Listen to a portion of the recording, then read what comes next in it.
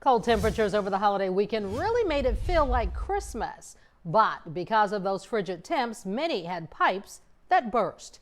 NBC 15's Kara Harmon puts a spotlight on what cold weather can do to your home. Kim, today is a very busy day for plumbers in the area because now that it's starting to warm up outside, pipe problems inside the house are starting to come to light.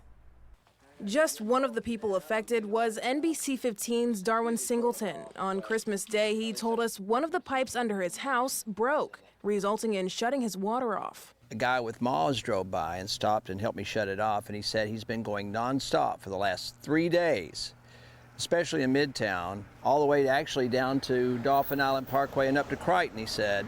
Larry Jones is a plumber with Hanson Plumbing. He says he anticipated the cold weather causing some problems. I stopped by the supply house before they all closed for the Christmas season and loaded up on water piping repair supplies.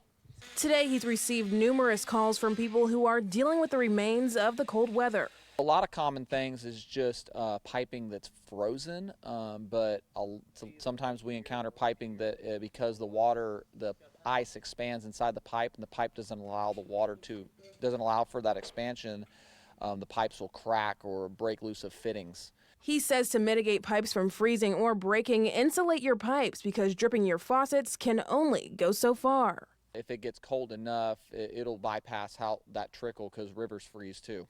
Another problem people have been seeing, water heater issues. That's one people feel the most because when the water stops getting hot, they go to take a shower and it's cold. Water's coming in at somewhere between, 62 to 65 degrees. He says because the water is colder than normal, that causes water heaters to work harder than they normally would. And so if you have an older water heater or a water heater that hasn't been maintained, it can reveal problems. Replacing a water heater can cost a pretty penny. Jones says especially with the rise in inflation and the cost of getting materials, water heaters are starting at around $2,000.